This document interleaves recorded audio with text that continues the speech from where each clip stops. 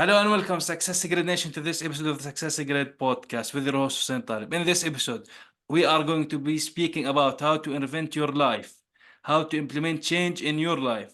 That includes framework to habit formation, time management, and breaking down goals into actionable steps. With his books published in 12 languages, with over 500 copies sold worldwide, Scott Allan is on a mission to transform human potential. Scott is the best-selling author of self-help books such as Fail Big, Relaunch Your Life, and Do the Hard Things First. As a former corporate business trainer in Japan and transformational success strategist, he has invested in 10,000 hours in self-development to practice and research into the areas of confidence development and mindset mastery training. Scott, welcome to this episode of the Success Secret podcast. Well, it's great to be here. Thanks for having me on the show. I'm glad you are joining me for this episode of the podcast. So, Scott, first of all, because this is the Success Secret podcast, and you have worked a lot in personal development and self growth and these areas, and we all talk about that we all should strive to be better every day and every minute of our lives. What does success means to you, and how do you see other people that you work with or you train define success as, and you see things that you agree with or some certain type of misconceptions around it? Yeah, great question. Well, I think success has to be defined by the individual, so it means something different to everybody. We tend to think success is about, getting a lot of riches and money and things, and it can be those things, but I think that is more the result of your efforts. So for me, success is about progress. And by that, I mean, if I'm working towards something and I'm feeling that I'm growing from working on this thing, especially working on myself, then to me, success is the ability to overcome one's personal obstacles, because our obstacles are really the things that are holding us back from the success to begin with. So whenever I conquer something, or conquer myself, I should say, I feel as if I'm moving towards a framework of success. So success is something that you just have to frame that up for whatever it is, whatever that does mean for you. Then you need to create a logical pathway in order to achieve that level of success. And let's take success and just call it a goal, right? So if you're moving towards your goal, then once you've reached that goal, you're going to experience a sense of fulfillment. And that's what we call progress. So I think if I were to quote Tony Robbins, he said the only measure of fulfillment is really progress, or success, as he put it. And I do agree with that. But then again, people have to frame it up for, however it is that it works for them. So Yeah, definitely. We should be in a place of making progress every day, like as you mentioned, because when we think of a goal and we achieve that goal, we would strive to achieve another one. And if we don't achieve that goal, we call ourselves failures when it's mm, actually a progress, like you mentioned. So it's like this kind of a framework of things that we have to put actions into things to achieve them. So now all of these things, talking about these kind of things, the first thing comes to mind. What is the most important thing in achieving our success or having this progress or achieving our goal? Is it in our mindset? Is this the best thing or the first thing that we should put place in and then go to action? well, it certainly is the mindset. You have to have the right mindset in order to know what it is that you want to do. So what I mean by that is clarity is the key. So you have to have clarity on what it is that you want before you set out to go after it. Just like when you set out on a trip, you have to know what's your destination.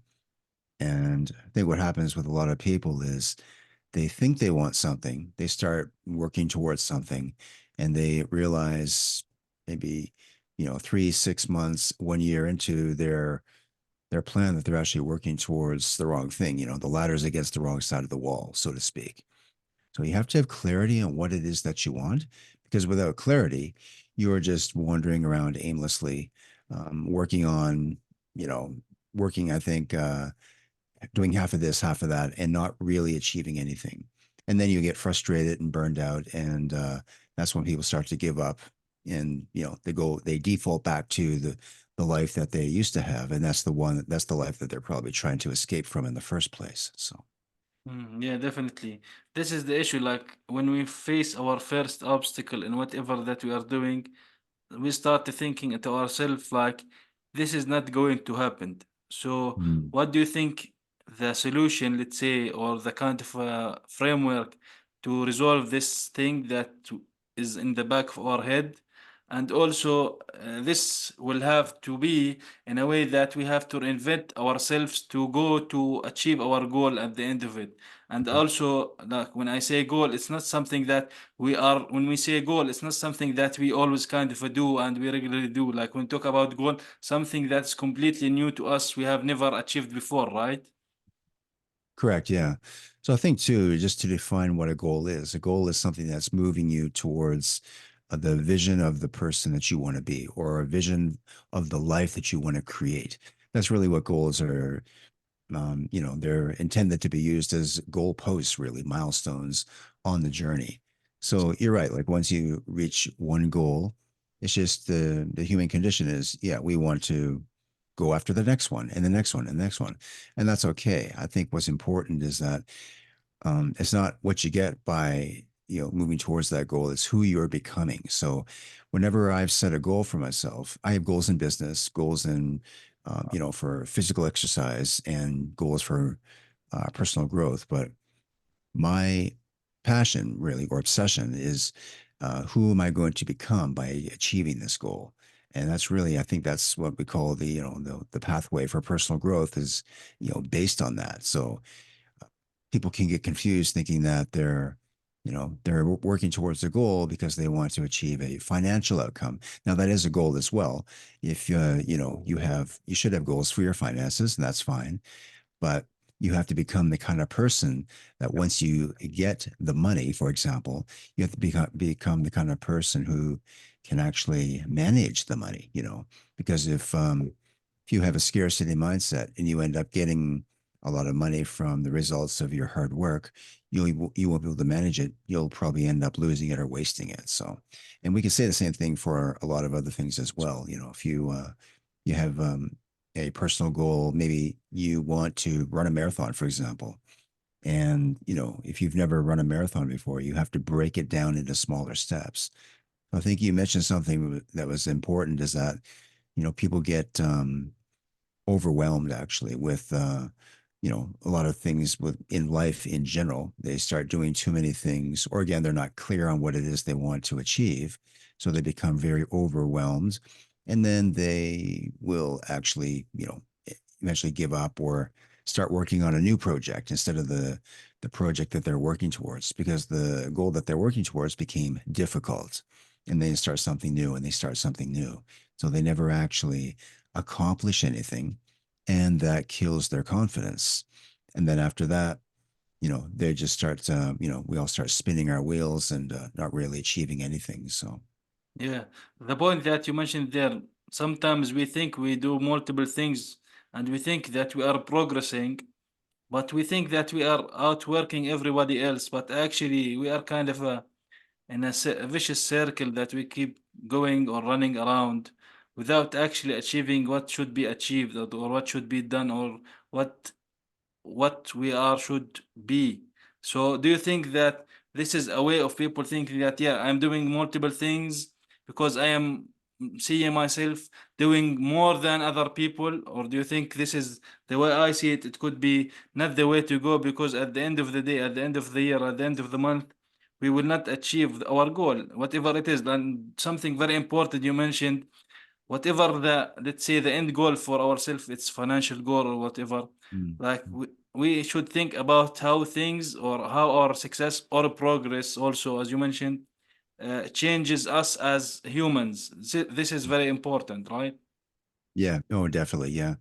So I think what happens with a lot of people is that, we start to multitask, and I do this all the time myself. I layer on many different projects and responsibilities, and I start to, try to work on everything, not at the same time, but I'll do multiple things throughout the day.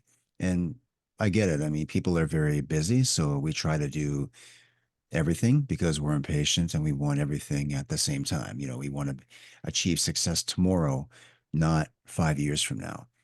But the thing is, and I'm a big fan of focus, by the way. I think that focus is the key. And we can really only focus on one thing at a time. So having that singular focus towards one specific thing and working on that one thing until it's finished.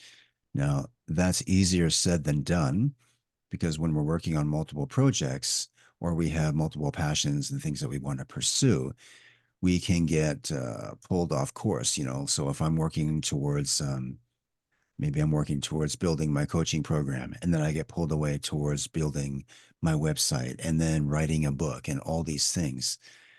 You end up scattering everything, to the wind and basically just um, burning yourself out. Again, what happens is we become overwhelmed, and then after that, we start to shut down, and then the default is to actually escape from the work.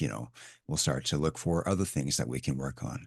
But yeah, the multitasking doesn't I don't think it's ever worked. I mean, some people can handle it very well. uh, I can tell you it doesn't work very well for me. So Yes, having please. said that, yeah. Please continue if you have an idea. I was just gonna say, yeah, but having said that, I still find myself locked into that trap day after day. So it really is it's a struggle. But the thing though is that remember, like it does come back to the clarity, but clarity is actually knowing what your priorities are. So this is the thing that I've had to train myself on again and again and again, is knowing what my priorities are. My priority goal, we'll call that the goal, but then the priority action steps that I need to work on every day, moving towards that, Mm. because your priorities will define your actions. Yeah, definitely. The priorities are very important, and I relate to our conversation earlier before I hit the record button, which was that we are going to be talking about self management, time management. But you mentioned it's not time management; it is self management. So Mm, this clarity, I think, it relates very much to self management because time, we cannot manage time. Time is like we have 24 hours in a day, whether you are wherever you are in the world, it does not matter. It's we have like around, for example, 8 hours of night, 10 hours of day, whatever. So it's kind of the same, but how we do through these hours of the day can determine what we are going to do or achieve, right? correct. Yeah. So time management is a great topic. So I'm just going to break something down with that. Let's say that you're into time blocking, which I think time blocking is a great way to get things done. And you time block in 2 hours per day to work on, could be maybe you're working on yourself, maybe you're working out, or you're reading a book or whatever it is. But time blocking in and of itself is just it's a frame of time. So let's just say it's 2 hours. During that 2 hours, however, you become distracted. You start working on other things and you get bored and you get restless. You're in the kitchen looking for something to eat, whatever it may be. So even though you've time blocked something in, which is time management, because you are struggling to manage yourself during that time, you don't actually get anything done during that time. And that has happened to me many times, and I've seen it happen to many other people. So for me, again, it comes down to staying focused within that frame of time management. But you also have to be, clear on what your priorities are as well. So self-management is really like, again, it just comes back to having clarity on what it is that you want, and then defining what the priorities are. And if you are very clear on what that is, the so-called time management piece takes care of itself. Because like you said, time is just time. It's passing one way or the other. It doesn't matter. We're not really managing anything there. I think we can only manage ourselves during a specific time. And if you can and I think this is a daily reprieve. Like, there's something that we always have to be working towards, because you're never going to have a perfect day when you feel like, well, you might, but I mean, I think they're rare for me, where I feel like everything just went really smoothly and I was able to, block in my time for working out, reading. Of course, there's, we have to probably go to work. A lot of people have a job as well. So there's 8 to 10 hours there where our time is managed by a company or by somebody else. But outside of that, you have to be aware of, what is the time that you have that you can manage for yourself. So, Yeah. That's very important. Talking about clarity and focus, this is something very important for us to have self-management in our time. So that's very important to have, let's say, uh, I don't want to say shortcut, but it reduces the time to reach certain goal, right? But does that relate also to when we talk about outworking somebody else? Does working hard or working smart? A lot of people talk about these two. Is there are they like a positive or a negative force to each other? Working smart versus working hard. I think working smart again, that comes back to, so I think we have to define what that actually means as well. Because working smart is, again, I think that means you're working towards something that means a lot to you. So for me, like smart working or working really smart towards something means, again, that means time management, but that also comes back to focusing on something that's moving you forward. And remember, the name of the game is progress. And I always have to keep bringing myself back to that very simple concept is that if this thing that I'm working on or focusing on is not moving me forward, then I have to question, should I be doing this thing? I'll give you an example, actually. So everybody watches TV. We love to watch Netflix and, other shows and stuff. And I think that's great. I love to do that as well. But if I'm watching too much TV and I know I should be working on something, because I do all my work from home basically. So it's easy to just suddenly be in another room doing something else completely different. And I have to ask myself, like the hour or two that I'm investing in this activity, is this going to be, moving me forward? Or should I be working on something else? So again, it comes back to self-management as well you know. But I think the one thing you mentioned there is that if people are distracted by something that's not conducive to their well-being, then that's something that they have to be aware of. So the self-consciousness is very powerful and self-awareness. So we have to be very self-aware of what it is that like is blocking us, what's in your way, and more importantly, if you can identify the thing that's blocking you, then you can identify the one action you can take towards removing that obstacle or roadblock. Mm. Something very Because important you mentioned here is self-awareness. Can you also expand on this? yeah, so self-awareness is really self-consciousness. So it's being very self-aware of what it is that you really want in life. It's actually being self-aware of your own thoughts too, So yeah, our thoughts actually manage our mind, but our mindset is think of that as the overall uh, that's everything, that's controlling everything, I think. So if you have a bad mindset around something, and to define a bad mindset, it's not just negative thinking, it's how you think, act, and feel about yourself.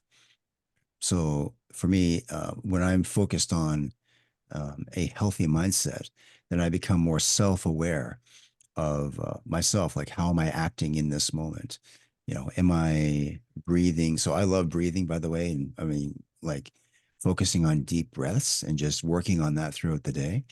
That's one of the ways that I become very self-aware, and also meditation too. And with meditation, you don't just have to be sitting on a pillow meditating for 20, 30 minutes or an hour. You can actually be practicing walking meditation. And the reason I bring this up is because it's important just to be self-aware throughout the day of not just what you're doing. It's not just about productivity, but who you are, because who you are is your identity, and this is really for me, like being productive, for example, or, achieving a goal, or, having success.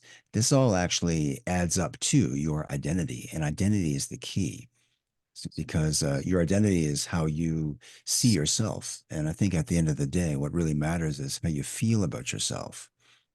So if you feel very comfortable with who you are and you're happy with who you are, but you want to, of course, move forward and become that greatest version of yourself, then the identity is the key. But the identity is also linked to your mindset around certain things. So, for example, having a healthy mindset around how you feel about communicating with people, for example, or how you feel about money, or how you feel about your work, right? You have to have a mindset that's built for success. And it takes time to build this thing, but you have to be intentional with it and taking intentional action. And by taking intentional action would be, learning as much as you can about yourself. And that's what builds self-awareness. So Mm. That's very impressive and very important to be self-aware of our things, our thoughts, our actions, our even our movement, which is it could be hard for some, but it's eventually I think maybe comes down to habits, starting noticing our habits bit by bit. We'll start seeing the bad things that we do or the good things, and we can more remove the bad things and turn them into good and positive habits. mm. But in regards to that, like each of us every day has certain tasks to do to achieve their goal, whatever, or even daily routines or habits. Do you think, in general, from your opinion, and you also wrote a book about this, should we go and tackle the small, easy things first, or go after the hard, tough things first and get them done before the easy ones? So I have a practice every day where I'll write down three of the hard things that I've been avoiding. And you don't have to do all three things or five or 10 things, but I think it's important to do one hard thing every day. Now, this one hard thing, again, people have to define what this is for them, but it may be going to the gym, for example. That is a hard thing, actually. What I find, though, is that the hardest thing for me about going to the gym is actually going to the gym, getting to the gym, because leading up to that point, I will procrastinate on going most days, come up with excuses why I shouldn't go. And then once I actually get there and get moving, it's fine. But you have to define, at what point does the task become difficult? And for most people, it's actually starting it, right? So there are a few layers here to unpack. First of all, is identifying what the hard thing is, identifying the resistance point. Like, at what point are you actually does this actually become a hard thing? So I think for a lot of people, it's starting it, or going to the gym, or if it's an application form, the hardest thing is maybe just filling in the first line. So the key is to set yourself up for success. So I'll give you an example of going to the gym. Actually, how I break through that resistance is I always have my workout bag sitting by the door, because as a reminder that it's sitting there, it's ready. I don't have to prepare anything. I can just pick it up and go.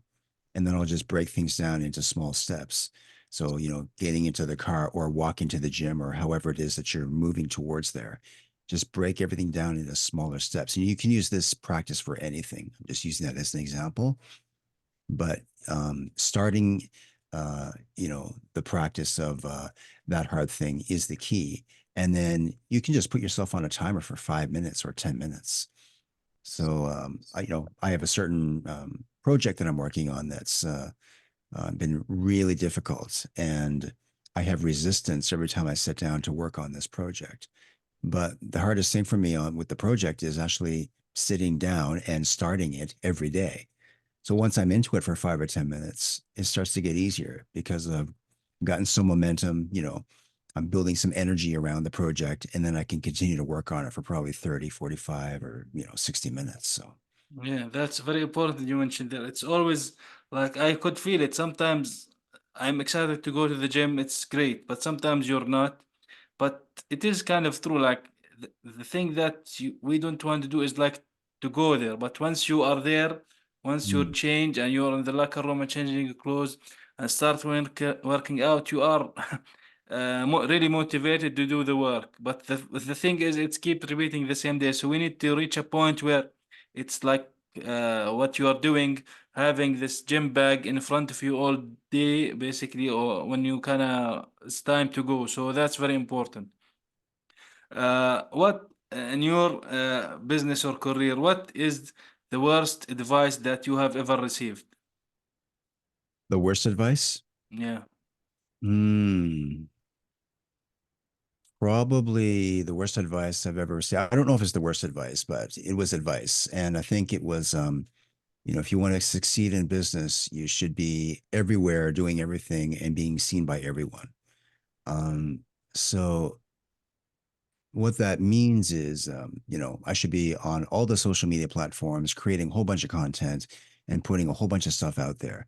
And although I do think there's some truth to that, because if you're looking for visibility in your business, I'm just using business as an example again. Um, that leads to a lot of overwhelm because first of all, you can't be everywhere doing everything, trying to meet everybody. And if you are, you need to ask for help for that too. So for me, I'd rather just, that wasn't good advice for me because again, that leads to overwhelm. Overwhelm leads to procrastination because now I don't want to do any of these things. So I start looking for routes to escape from, you know, uh, taking that advice and being everywhere, doing everything and meeting everyone. Right. So that just wasn't good advice for me. But again, because that leads back to, multiple layers of multitasking. And that's just something that I'd rather, uh, not practice in my own life. So, Yeah, that's very important. Like speaking of, when we talk about focus and clarity, someone recommending you to be, for example, in all over social media takes more time and will have you like not focused in a certain place, which is not a good thing. You have to be focused in whatever it is that you're doing. Especially, for example, in general, if you wanna grow on social media, you have to focus on one platform, then go to other places. It's like everything. You wanna good health, you need to eat right, have good habits, and it's extra bonus also if you go to the gym. So these kind of things add up, like also you mentioned, in small pieces over time, and they need focus, discipline, and clarity for them. Scott, where can people learn more about you and see what you do? sure, people can visit the website at scottallenpublishing.com or scottallenbooks.com. Awesome, And awesome. yeah, they can also go to Amazon, of course. And I think I have about 35 to 40 books published on there. So depending on the skill that you want to learn, or if you have an obstacle to overcome, you can certainly pick up a book on there, and I think it will help you. And there is a course platform launching in a few months, so that's just another way that people can engage with the content. Awesome, amazing. Thank you very much, Scott, for being today with me on this episode of the Success Secret podcast. Great insights and knowledge you provide us here. Always take it step by step and don't rush things. People want to achieve their goals yesterday, which is hard to do. You have to play it easy, focus, and determine with small habits every day. And after a while, surely you will reach your goal steadily. Absolutely, yeah. So good luck, everybody. You've got this.